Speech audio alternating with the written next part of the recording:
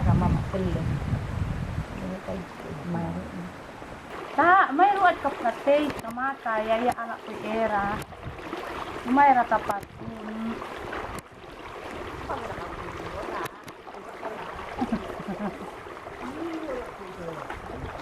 Dwi Sertika Sogo dan ibunya pergi memanen toek arah hulu Sungai Matobe. Warga desa Matobe itu ditemani ayah dan adik laki-lakinya. Perahu mereka meluncur di tengah rawa nipah yang luas. Mereka melewati sela-sela hamparan batang nipah yang rapat, membentuk labirin.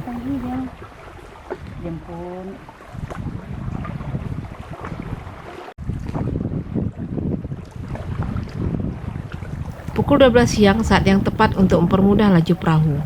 Sebab air rawa cukup tinggi karena laut sedang pasang. Area Mana? Itu. Ini di sini. Di belum berisi itu. Yang kayak ini baru airnya, belum ada isinya itu. Di sepanjang sungai yang kami lewati, terlihat kayu-kayu toek milik perempuan. Potongan-potongan kayu terikat dengan tali, mirip rakit yang ditambatkan ke batang nipah. Toek jenis moluska yang bentuknya mirip cacing. Toek moluska dari kelas Bivalvia yang secara alami hidup dalam kayu mati yang terendam di sungai berair payau. Di Pulau Sipora, toek sudah lama dibudidayakan di tepi sungai. Uniknya, budidaya ini hanya khusus dikerjakan kaum perempuan.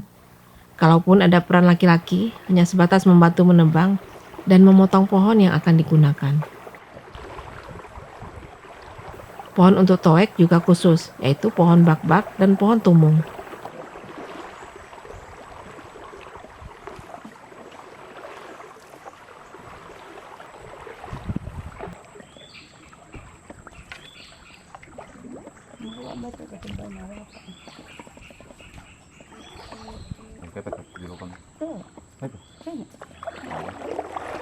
Akhirnya kami sampai di lokasi budidaya toek milik Dwi dan ibunya.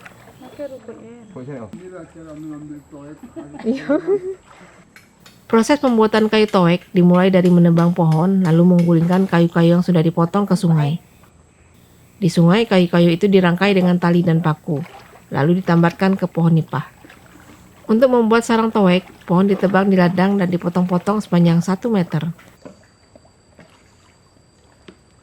Setelah itu pohon dibiarkan 2 minggu agar getahnya mengering, kemudian digulingkan ke tepi sungai.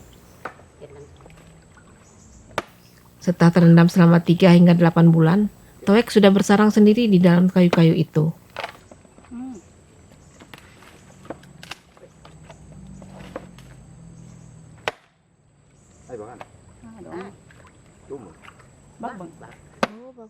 Oh, ini pohon bakbak, Kak? Ya.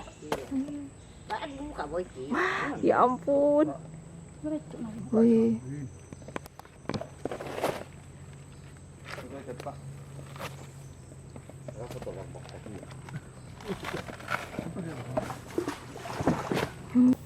Bagi Dwi, budidaya toek seperti tabungan yang terbenam di dalam air. Bisa diambil dan dijadikan uang setiap saat. Sekali panen toek, ia bisa mendapatkan 10 bungkus, lalu menjualnya dan menghasilkan uang 250.000. Meski begitu, toek hanya pekerjaan sambilan bagi Dwi, karena toek yang ia budidayakan bersama ibunya lebih banyak untuk dikonsumsi keluarga. Kita lahir udah kenal toek, bahkan orang mama juga lahir udah kenal toek. Berarti kan dari zaman dulu juga itu, dari nenek moyang kita. Nggak tahu dari mana asal mereka menemukan toek ini, kita juga nggak tahu. Pokoknya kita taunya toek ini makanan. Dari dulu aslinya kan dari sini, dari Saurenu dengan Matobe ini. Biarpun ada toek di mana-mana itu, tapi aslinya mungkin dari Saurenu ini, dari Matobe. Dulu kan hanya untuk makanan.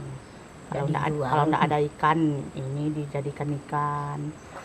Dulu kan belum dijual, hanya sekarang udah jadi uang. Kan zaman dulu itu kan nggak semua juga yang ada toek sebenarnya. Yang apa aja, yang rajin-rajin bikin toek aja ini. Tapi sekarang karena sudah jadi uang, semua sudah harus bikin toek. Toek ini bisa juga untuk misalnya diajak goro teman-teman, membersihkan ladang atau entah apalah. pergi makan setelah bersihkan ladang entah goro apalah diajak itu pergi makan toek ramai-ramai. Nah, itu sebagai upahnya. Upahnya.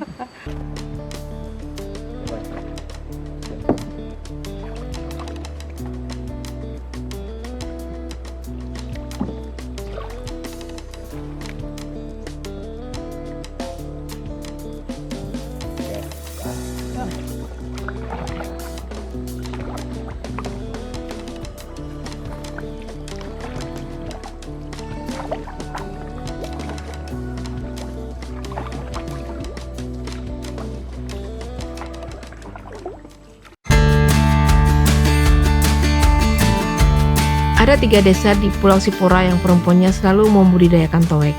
Ketiga desa yang terletak di pesisir itu adalah Desa Matobek, Desa Saurinu, dan Desa Gosooinan.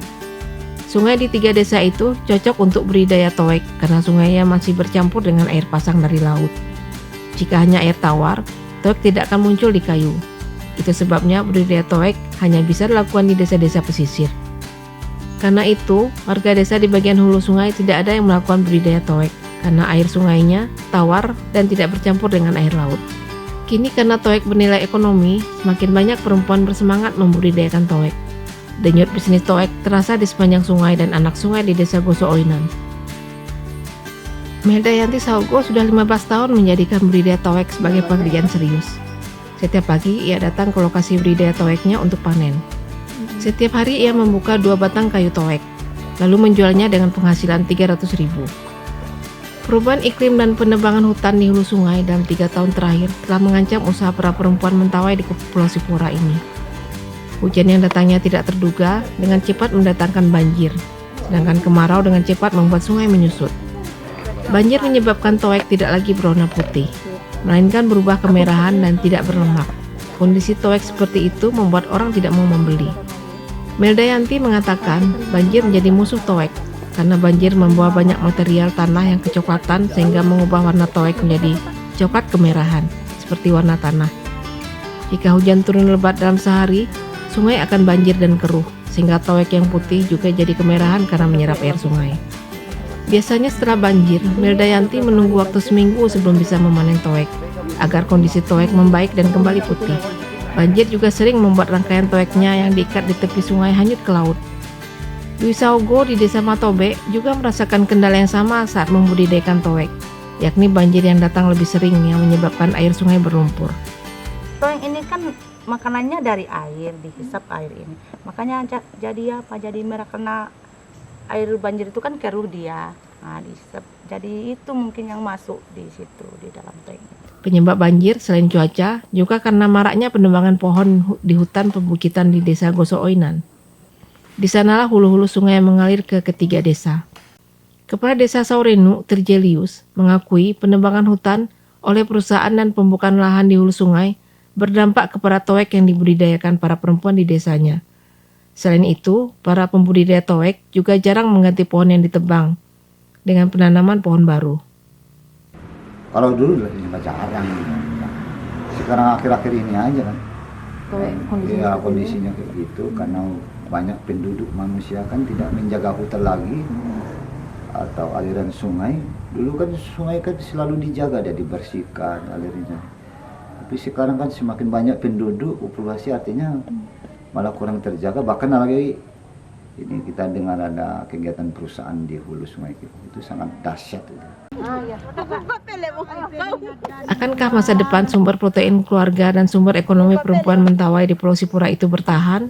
Tentu diperlukan kebijakan pemerintah dan masyarakat untuk menjaga hutan di hulu sungai, selain melakukan usaha yang beradaptasi dengan perubahan iklim.